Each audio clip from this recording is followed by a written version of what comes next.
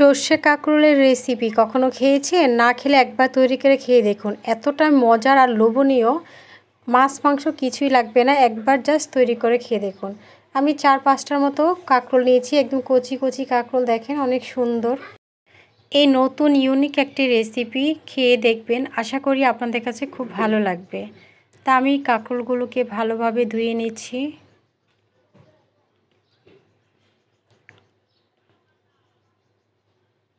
কাঁকরোলের উপরে যে ধারালো অংশটা এভাবে সরিয়ে নিব।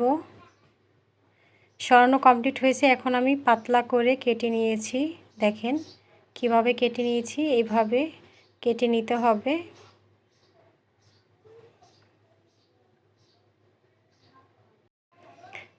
এখন হাফ চামচ লবণ,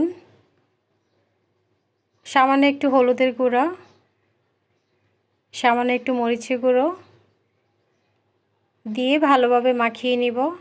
মাখিয়ে এখন চুলাতে চলে যাব। চুলাতে একটি প্যান বসিয়ে দিয়েছি। প্যানটা গরম হওয়া পর্যন্ত অপেক্ষা করব। এখন দিব পরিমাণ মতো তেল। রান্নার সয়াবিন তেল দিয়েছি। যত কম তেলে রান্না করা যায় ততই ভালো। এখন আস্তে আস্তে দিয়ে দিলাম, কাঁকরোলগুলোকে ভেজে নিব। যারা কাঁকরোল খেতে পছন্দ করেন না তারাও চেটেপুটে খাবে। খুব মজাদার একটি রেসিপি। অতিথি আপ্যায়নে এই রেসিপি রাখতে পারেন, আশা করি সবার কাছেই ভালো লাগবে। খুব মজাদার। আমি সবগুলো দিয়ে দিয়েছি। এখন ঢাকনাটা ঢেকে 2 মিনিটের মতো রাখবো। এখন উল্টিয়ে দিব। অনেক সুন্দরভাবে ভাজা হয়ে গিয়েছে।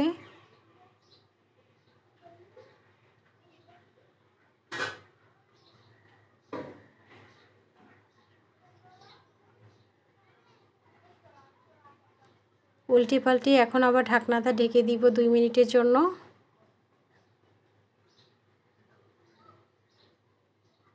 তো আমার ভাজা হয়ে গিয়েছে 2 পাশ। এখন আমি তুলে নিব।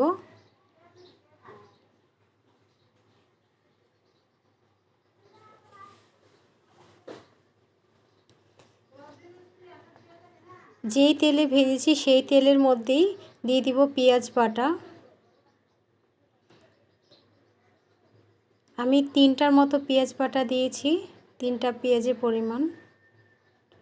আপনারা আপনাদের পরিমাণ মতো দিবেন। আমি 3টার মতো পেঁয়াজ দিয়েছি। অবশ্যই এখানে পেঁয়াজ বাটা দিয়ে রান্না করতে হবে। এখন দিলাম রসুন বাটা। ভালোভাবে ভাজা ভাজা করে নিব রসুন বাটা এবং পেঁয়াজ বাটা।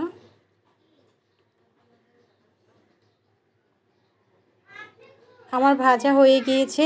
এই পর্যায়ে দিয়ে দিব অল্প একটু পানি।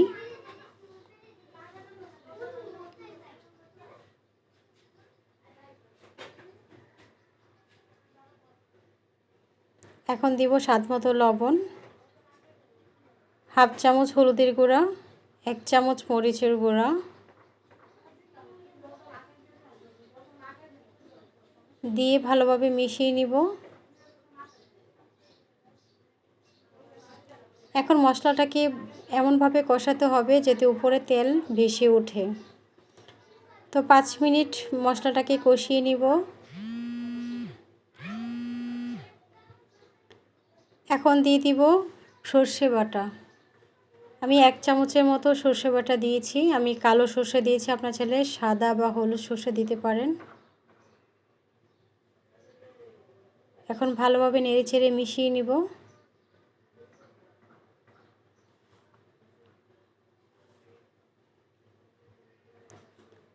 আরও 2 মিনিটের মতো ভালোভাবে মশলাটাকে কষিয়ে নিব।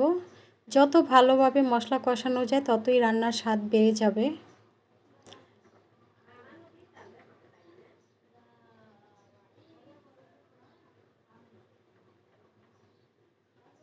আমার মশলা কষানো হয়ে গিয়েছে। দেখেন উপরে তেল বেশি উঠেছে। আর একটু ভাজা ভাজা করে নিব। আমার মশলা কষানো হয়ে গিয়েছে।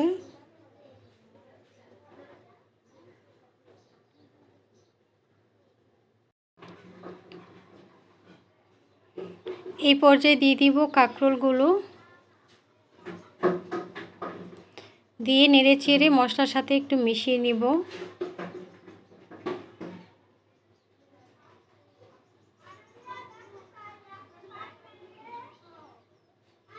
গরম ভাতের সাথে এই রেসিপিটা খেতে অসাধারণ লাগবে। অবশ্যই ট্রাই করবেন একবার হলেও। আমার ভিডিও যদি ভালো লাগে লাইক কমেন্ট শেয়ার করবেন, সাবস্ক্রাইব করে অল অপশন চালু রাখবেন। ভিডিও ছাড়ার সঙ্গে সঙ্গে আপনার ওখানে নোটিফিকেশান চলে যায়। তো আমার মশলার সাথে মিশানো হয়ে গিয়েছে। কিছুক্ষণ রেখে এখন ঝোল দিয়ে দিব। অল্প পরিমাণে দিব, আপনি চাইলে একটু বেশি দিতে পারেন। আমি মাখা মাখা রাখবো তাই ঝোল অল্প দিয়েছি।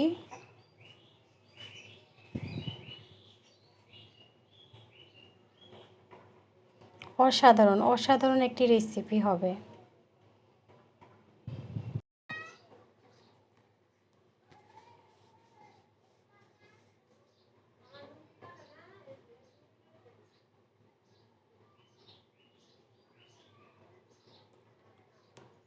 দেখেন কতটা লোভনীয় হয়েছে, রান্নার কালারটা খেতে সেই স্বাদের হবে। এখন ঢাকনা দিয়ে কিছুক্ষণ রান্না করে নিব হাই হিটে।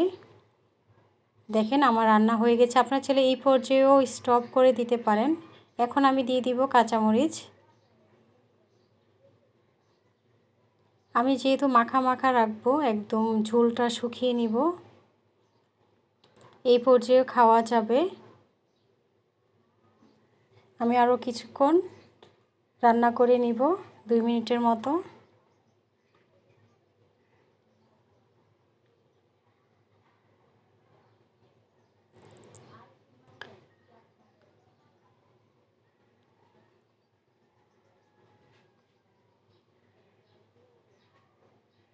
এখন দিয়ে দিব জিরের গুঁড়ো।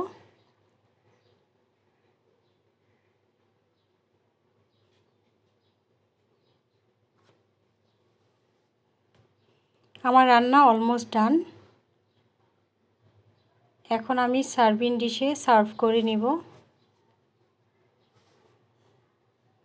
মাশাআল্লাহ, অনেকটা লোভনীয় হয়েছে। গরম ভাতের সাথে সেই লাগবে। মাছ মাংস তো অবশ্যই না, আপনারা এইভাবে খেয়ে দেখবেন।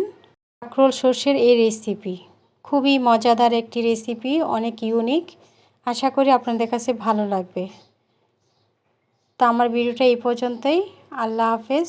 সবাই ভালো থাকবেন, সুস্থ থাকবেন। আসসালামু আলাইকুম। Thanks for watching.